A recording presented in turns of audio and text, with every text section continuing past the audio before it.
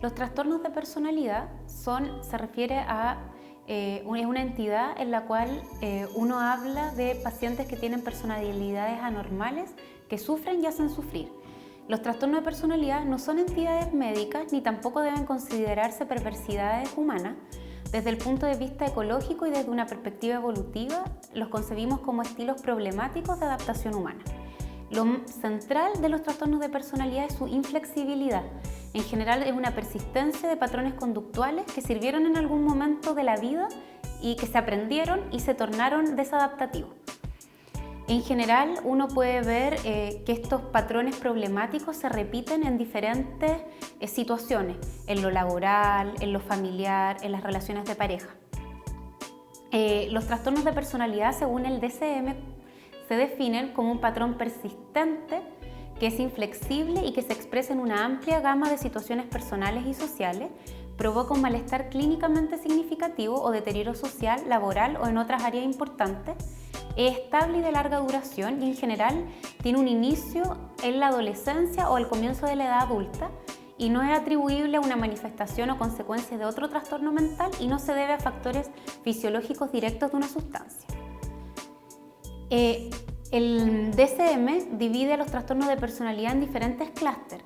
Está el clúster A, en el cual se agrupan principalmente los individuos excéntricos, en el cual tenemos el trastorno de personalidad paranoide, el trastorno de personalidad esquizoide y el trastorno de personalidad esquizotípico.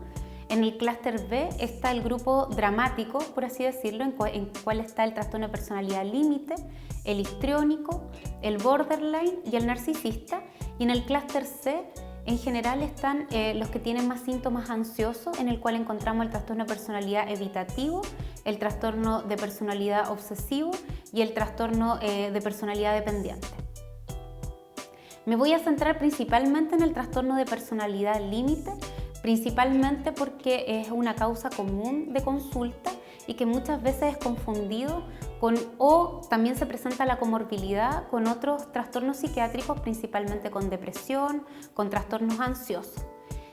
Acá se muestran los criterios DSM-4 para el trastorno de personalidad límite, donde lo principal es una inestabilidad afectiva de larga data, en la cual no se da como en el trastorno bipolar en fases. En realidad, no es que existan fases depresivas que duren varias semanas y que luego existan fases, por así decirlo, maníacas. No, es personas que se definen como ser cambiantes, que de un minuto a otro cambian y muchas veces llegan a la consulta señalando que ellos se definen como bipolares, pero es más bien una inestabilidad anímica que viene de larga data. Además son pacientes que presentan gran impulsividad y esto se ve muchas veces en relaciones de pareja caóticas o relaciones familiares caóticas. También se ve reflejado en consumo de sustancias, en compras impulsivas y además presentan sentimientos de vacío crónico que se manifiesta muchas veces en una gran insatisfacción consigo mismo o con dificultades para definirse a sí mismo. Así como también son pacientes que presentan ideas de muerte o suicidalidad crónica. En general, tener el trastorno de personalidad límite aumenta el riesgo suicida y muchas veces los pacientes tienen autoagresiones desde la adolescencia. Por eso es importante preguntar por cortes en general en los brazos, muchas veces también en los muslos y una historia de intento suicida. En cuanto a la epidemiología, es importante señalar que es más frecuente en mujeres, aproximadamente 13:1, tiene un curso estable en el tiempo y en general el diagnóstico se hace principalmente en la adolescencia y en la adultez temprana y aumenta mucho el riesgo suicida.